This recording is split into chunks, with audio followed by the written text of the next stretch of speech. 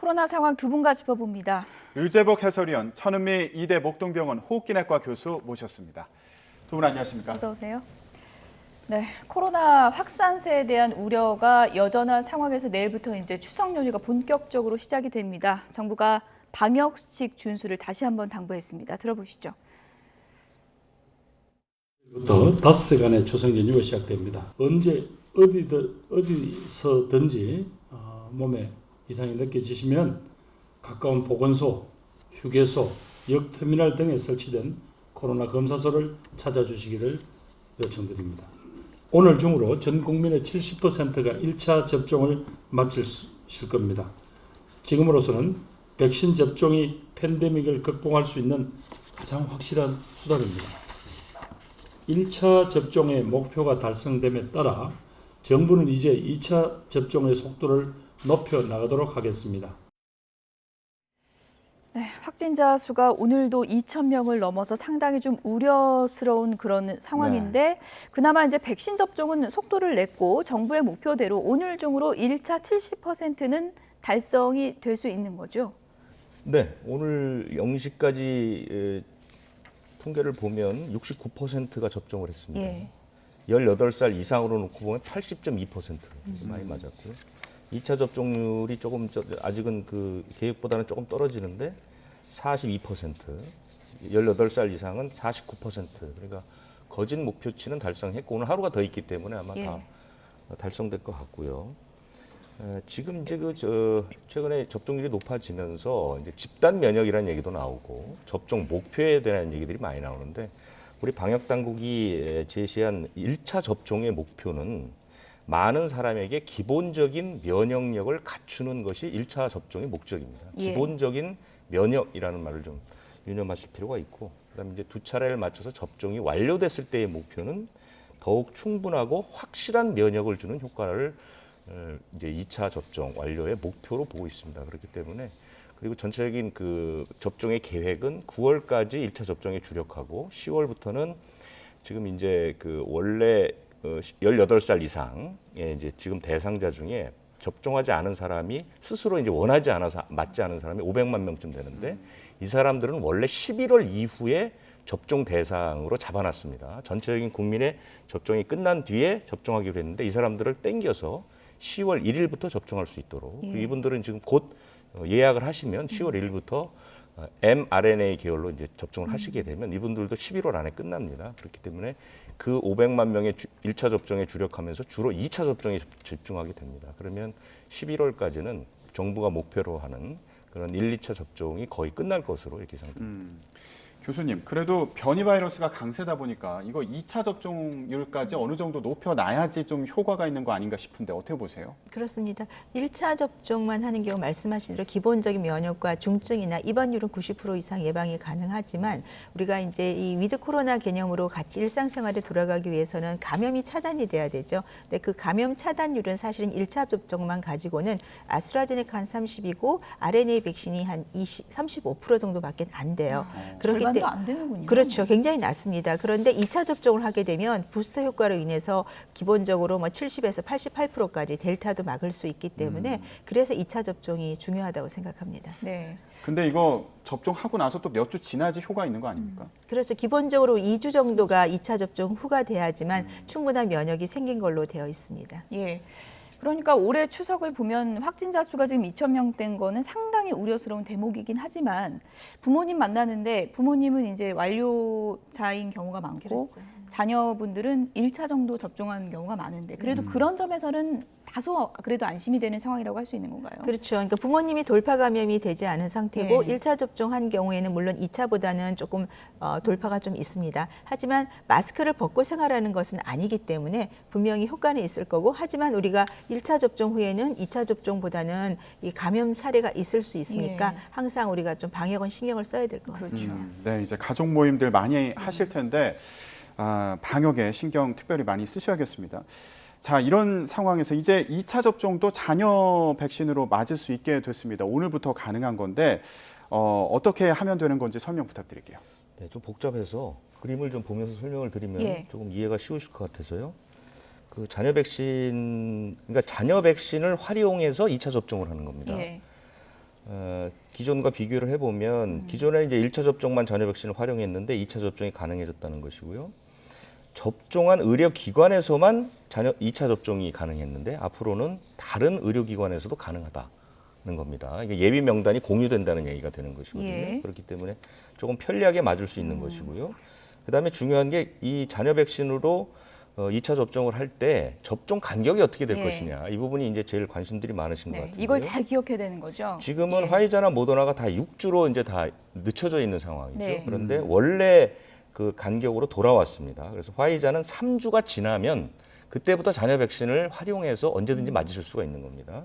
모더나는 4주고 아스트라제네카는 8주를 4주에서 12주로 넓혀놨습니다. 그렇기 때문에 훨씬 더 편리하게 접종을 하실 수 있고요. 특히 아스트라제네카는 28일부터 예약을 변경할 수 있다는 것 염두에 두시면 2차 접종을 조금 더 당길 수 있는 것이죠. 이렇게 되면 백신 접종률도 높아질 수 있고 다음에 이제 잔여 백신의 양을 많이 줄일 수가 있습니다. 그래서 두 가지의 목표에 도달하는 데 좀 손쉬운 방법이다. 저 날짜 계산은 본인이 알아서 해야 되는 거죠. 본인이 알아서 왜냐하면 지금 그 1차 접종을 하신 분들은 다 예. 그 받은 그 증명서 안에 2차 접종 예정일이라는 게 정해져 있거든요. 그렇죠. 그걸로 이제 계산을 해보시면 되고요. 궁금하시면 문의하시면 금방 답변을 들으실 수가 있는데 네. 한 가지 조금 헛갈리지 않을 것은 잔여 백신을 활용하지 않고 2차 접종 예정됐던 분들도 사실은 이제 백신의 1, 2차 접종 간격을 줄여주길 바라고 있는데 이 부분은 아직 결정이 안 됐다는 겁니다. 잔여 백신을 이용해서 2차 접종 간격을 당겨서 맞을 수는 있지만 네.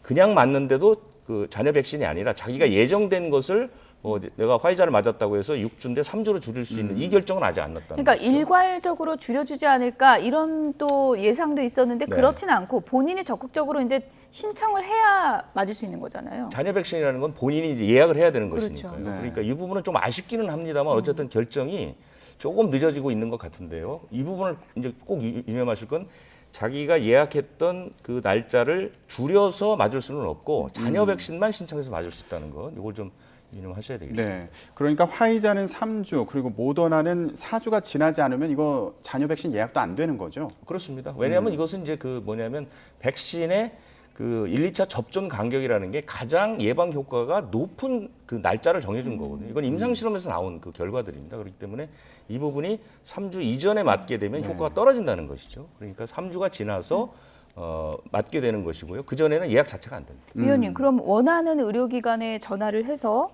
예비 명단에 내 이름을 올려놓을 수 있다는 건데요. 그렇습니다. 그러면 어쨌든 2차 그 잔여 백신 맞는 거는 날짜를 예상할 수가 없는 거네요. 예상할 수는 없지만 예. 그 협의에 하에서 가능할 수는 있습니다. 그러니까 예. 그러니까 예비 명단이라는 게 있고 당일 예약까지 가능하거든요. 예. 그러니까 당일 예약 같은 경우는 자기가 원하는 날짜에도 맞을 수가 있는 것이죠. 네. 기준만 통과하게 되면 그 다음부터는 원하든 아니면 예비 명단을 통해서 날짜를 정해주든 그 부분들은 가능하다는 것이고 맞게 되면 스스로 그 원래 맞기로 한 날짜는 자동으로 취소가 되니까요. 예. 그것은 뭐 스스로 어디 연락하실 필요는 없습니다. 네. 교수님, 아스트라제네카는 4주에서 12주라고 기준을 이렇게 벌려놨는데 네. 어떤 기준에 맞춰서 신청을 하는 게 좋은 겁니까? 우리가 그 원래는 연구가 4주랑 되다가 12주가 우연히 더 예. 길어지니까 부스터 효과가 좋았습니다. 그런데 미국에서 다시 연구를 했을 때 4주 간격으로 했을 때도 거의 유사한 정도의 예방률이 나왔거든요. 그렇기 때문에 지금 4주나 12주나 큰 차이가 없다는 거고 본인이 좀 더 델타 예방을 위해서 2차 접종을 좀 빨리 원하신다면은 예. 4주로 좀 이르게 맞는 것이 맞고 그렇지 않고 나는 따로 예약하기 그렇다. 그러니까 원래 예약된 대로 맞겠다면 8에서 12주로 맞으셔도 1, 되겠습니다. 2주 차이 생긴다고 걱정할 건 네, 없는 그런 건 거군요. 없습니다. 네. 자, 이렇게 오늘부터 잔여 백신을 활용해서 2차 접종이 가능해지다 보니까 여러 가지 궁금증이 생기는데요. 저희가 추가적인 궁금증 준비해봤습니다. 보여주시죠. 네, 오늘부터 2차도 잔여 백신 접종이 가능하다고 하는데 당장 이번 추석 연휴 때도 맞을 수 있는 건가요? 이런 질문입니다. 그 위탁 의료기관이라고 해서 우리가 동네에 있는 흔히 볼 수 있는 그 병원 가운데에서 백신을 접종하는 의료기관들이 지정돼 있잖아요. 예. 그 의료기관이 추석 연휴 기간에 문을 열면 접종을 할 수 있는 거죠. 그러니까 그건 미리 좀 알아보셔야 됩니다. 예, 찾아봐야겠네요. 그렇습니다. 저희가 연휴 이제 기관인지. 지금은 찾아볼 수 있는 방법이 여러 가지가 있잖아요. 휴대전화에도 자동으로 이제 자기 대기 명단 올리면 자동으로 이제 그 고지가 되는 것도 있고 또 그 앱이라고 해서 지도를 보면 또 그 잔여 네. 백신이 나온 것도 물량까지 다 나오니까요. 문을 여는 기관은 접종을 할 수 있다는 것이죠. 예. 그리고 검사도 어디서든 받을 수 있고. 예. 근데 이제 SNS 통해서 잔여 백신 신청하라고 하니까 SNS 신청이나 사용법이 좀 익숙하지 않은 분들은 그것도 좀 힘들다 하시는 분들이 있고 전화해서 하려고 하니까 전화를 참 안 받는다 이런 답답함 호소하는 분들도 많은 것 같습니다. 글쎄요, 원칙적으로는 그게 큰 문제가 되질 않는 것이 사실은 그 SNS를 통해서 이제 사전 예약하는 부분은 접속자가 한꺼번에 이제 많이 몰렸을 때 큰 문제가 되는데 예. 지금은 잔여 백신이 하루에 5만 회분 이상들이 나오기 때문에 굉장히 여유가 있습니다. 그래서 큰 문제는 없을 것 같고요. 전화는 아마 그게 일반적인 현상은 아닌 것 같고요. 그 전화를 거시는데 이건 정보니까 좀 말씀드리면요. 전화가 필요하신 분들은 129번 전화하셔도 되고요. 129번. 네, 예. 이게 왜냐하면 이제 저 연휴 때 뭐 응급의료 체계가 갖춰져 있지 않습니까? 아, 이 부분이 네네. 그 코로나19 업무를 같이 이제 병행해서 보기 때문에 문의는 가능하시거든요. 그 이제 보건복지 콜센터라는 것이 있고요. 예. 구급사관관리센터가 1199요. 시도 콜센터라고 120도 있습니다. 네. 이 세 전화를 이용하시면 큰 문제가 없을 것 같고요. 포털도 굉장히 많이 구비가 돼 있기 때문에 조금만 활용하시면 아마 아주 인터넷을 아예 못 하시는 분을 빼고는 큰 문제는 없을 것으로 보입니다. 네, 연휴 기간에 만약에 백신 이상 증상이 생긴다 그러면 지금 말씀하신 번호로 연락을 하는 전화로 것도 상담하실 방법이 수 되겠고요. 있고요. 그리고 잔여 백신 예약할 때 SNS가 안 되면은 본인이 원하는 병원에 직접 찾아가서 예비 명단에 올려달라고 할 수도 있는 거죠. 뭐 찾아갈 수도 있고 올려두면 전화할 수도 있고 네. 뭐든지 다 할 수 있고 나중에 잔여 백신이 생기면은 날짜에 상관없이 연락이 올 수 있는. 날짜도 어느 정도 그를 조정할 수는 있습니다. 조정할 수 그러니까 있습니다. 큰 문제는 예. 없고요. 이번에 응급의료기관이 507개소가 추석 연휴 내내 근무를 합니다. 예. 그러니까 잘 활용하시면 예. 큰 문제는 없을 것 같습니다. 백신 관련 궁금증 다음 내용 좀 확인해 보도록 하겠습니다. 2차 간격 줄인다라고 하니까 나는 6주 간격으로 이미 맞았는데 나만 좀 억울하다. 지금 그러면 나는 6주 간격으로 맞았는데 지금 줄이는 사람보다 효과가 좀 떨어지는 게 아니냐 걱정하는 분들이 있더라고요. 네, 그렇지는 않습니다. 네. 그러니까 뭐 모더나 화이자가 뭐 4주, 3주 간격으로 예정이 돼 있었지만 아스트라제네카 같은 건 12주까지 연장이 됐었고요. 그렇기 때문에 부스터 효과라는 게 사실은 조금 더 늦게 맞는 게 더 효과가 좋습니다. 예를 들어서 코로나에 감염된 분이 1차 접종을 이제 하시지 않습니까? 예방 그 목적으로. 그럴 경우에 감염 후에 한 달 이후에 1차 접종을 하는 것과 3개월 이후에 예방 접종하는 것을 봤더니 3개월 후에 하는 것이 항체가 훨씬 많이 생깁니다. 그 예를 본다면 1차, 2차의 간격을 우리가 넓히는 것 자체는 부스터 효과가 있고 하지만 말씀드린 델타 변이를 막기 위해서 2차 접종을 조금 땡기는 것이기 때문에 네, 조금 늦게 맞는 것은 전혀 문제 없다고 생각합니다. 이미 6주로 맞으신 분들 신경 쓰지 않으셔도 네, 되는 맞습니다. 거군요. 네, 예. 그리고 일정상 뭐 당기는 분들도 계시겠지만 당기지 못한다고 해도 꼭 걱정하실 필요는 없다는 그렇습니다. 말씀이시죠? 예, 알겠습니다. 자, 코로나19 관련 궁금증 또 보여주시죠. 네, 홍콩 얘기인데요. 10대들의 심근염 부작용 때문에 예. 화이자 2차 접종을 중단했다고 합니다. 이런 소식이 전해지니까 아무래도 우리나라도 10대들 백신 어떻게 할지 지금 검토하고 있는 상황인데 이거 꼭 맞춰야 될까 고민하시는 부모님들 계실 것 같아요. 네, 지금 유럽 여러 나라에서는 1차 접종으로 마무리하자는 얘기가 많습니다. 그 이제 자료가 최근에 나온 자료를 보면 전체적으로 우리가 100만 명 중에 44명이 코로나에 감염이 됩니다. 학생들은. 그런데 그 중에 우리가 남학생과 여학생이 좀 비율이 달라요. 남학생이 특히 잘 걸리는데 1차 접종 완료 시에는 100만 명 중에 13명이 걸리는데 2차 접종을 완료하면 162명이 걸립니다. 그리고 이것은 12세에서 15세고요. 16에서 17세가 되면 100만 명 중에 94명이 2차 접종 후에 걸립니다. 반면 여학생들은 1차 접종만 하면 한 명도 안 걸리는 걸로 나왔고요. 100만 명 중에. 그리고 2차 접종 후에 12명에 13명. 그렇기 때문에 1차 접종만 완료한다면 코로나에 감염되는 비율의 3분의 1 정도만 심근염이 발생을 하고 심근염이 발생하더라도 우리가 부작용에 대해 잘 조치를 한다면 대부분은 괜찮기 때문에 1차 접종을 권고하는 것이 전 지금으로서 가장 합리적인 방안이다. 다만 1차 접종도 본인이 천식이라든지 호흡기 질환이나 어떤 면역계 질환, 암을 투병하고 있다든지 이런 좀 그 위험군에 대해서는 접종을 강력히 권고를 하고 그렇지 않은 경우에는 보호자나 학생들이 동의하는 경우에 하는 것이 좋을 것 같습니다. 예, 그러니까 뭐 아이들 얘기는 워낙 민감할 수밖에 없으니까 말도 많은데 그냥 맞히지 말아야겠다라는 분들도 제가 주변에 여러 봤는데 1차 접종까지는 큰 위험은 없을 수 있다는 네, 거죠. 지금 말씀드린 대로 보면 안정성은 상당히 좋기 예. 때문에 하지만 그것도 강제는 아니고 예, 개인의 선택이라고 생각합니다. 예. 용량을 따져보는 것도 중요할 것 같아요. 네, 예. 그렇습니다. 예, 알겠습니다. 여러 가지 검토 결과를 지켜봐야겠습니다. 코로나19 관련 궁금증 다음 질문 보여주시죠. 네, 20대 중증 장애를 가진 아이의 부모입니다. 거동이 불편해서 집에서 돌보고 있는데요. 백신 접종은 언제 어떻게 할 수 있을까요? 그러니까 백신을 대리로 예약을 해야 되는데요. 보통 휴대전화나 컴퓨터로 예약을 하지 않습니까? 그런데 지금 중증 장애를 가진 그 아이다 보니까 뭐 휴대전화도 없고 이게 쉽지 않다는 거예요. 그 대리 예약을 하기도. 그리고 만약에 예약을 한다고 해도 이거 백신 접종 직접 데려가서 맞춰야 되는 건지 이것도 걱정이 되고요. 어떤 상황인가요? 그 장애인 접종은 대개 이제 세 단계로 이루어지고 있는데요. 첫 번째는 지난 8월 26일부터 한 30만 명, 그러니까 발달 장애인들, 굉장히 중증 장애인 또는 이제 그런 시설에 있는 장애인들, 이 장애인들이 이미 이제 접종을 마쳤고요.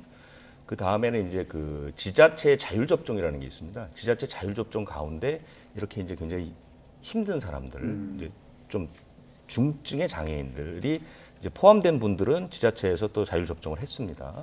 그리고 나머지들은 이제 집에 있는 사람들은 연령에 따라서 다른 사람과 똑같이 하는데 지방자치단체에 연락을 하게 되면 모든 것을 다 지원해요. 이재복 의원님, 추석 연휴가 이제 시작되는데 이 얘기도 좀 짚어봐야 될 것 같습니다. 연휴에 그나마 우리 상인들 좀 특수를 누리는데 가락시장 상인들이 지금 상당히 힘든 상황이에요. 집단 감염으로 지금 자가격리 중인 거죠. 자가격리뿐만 아니라 이제 문을 못 열게 됐죠. 예. 내일부터 닷새 동안 문을 못 열게 하는데 이게 이제 지난해 코로나19 사태 초기 때 병원에서 확진자가 나오면 병원을 통째로 폐쇄한 적이 있거든요. 예. 그러다가 이건 너무나도 무모하다. 왜냐하면 코로나19뿐만 아니라 일반 의료진들도, 그러니까 일반 환자들도 전혀 병원에 가서 진료를 받지 예. 못했단 말입니다.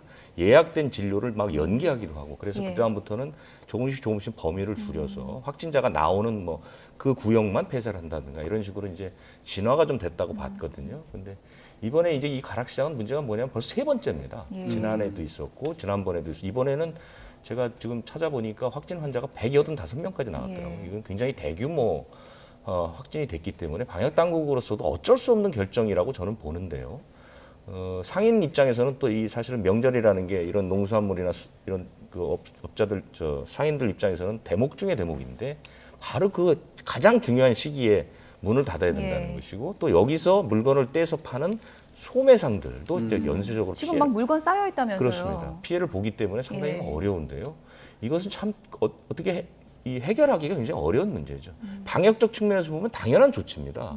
185명이 나온 그 공간을 일정 기간 동안 폐쇄하지 않고는 100일 수가 없거든요. 그런데 상인들 입장에서는 굉장히 딱하고 예. 그래서 참 뭐라고 드릴 말씀이 없지만 좀 안타까운 사연인 것 같습니다. 상인들 호소를 좀 들어보니까요. 내가 백신 2차까지 다 맞았고 그리고 PCR 검사 지금 6일 연속했는데 다 음성 나왔다는 거거든요. 그런데 지금 단체로 자가격리에 들어가니까 이거 거래처의 신뢰도 다 끊기고 먹고 살 일까지 막막해졌다라는 호소입니다. 네, 특히 이제 그분들도 문제지만 또 거기서 물건을 가져오는 소매업자들도 예. 물건이 없어서 장사를 못하고 못하고, 결국은 예. 이제 국민들이 또 구매를 못하니까 피해가 가는, 그러니까 연쇄적인 거고, 조금 말씀 아쉬운 점은 이미 이곳이 처음이 아니죠. 확진자가 나왔던 것이 수산물 시장도 마찬가지고 해외도 보면 이렇게 시장에는 많은 사람들이 이동을 하다 보니까 감염이 되는 거죠. 그러면 그때 한번 그런 감염 사례가 있었다면 정부나 시장 자체에서도 좀 더 주기적인 검사를 한다든지 이런 쪽을 특히 이번처럼 추석이나 명절에는 정말 많은 물건들이 왔다 갔다 하는 예. 상황에서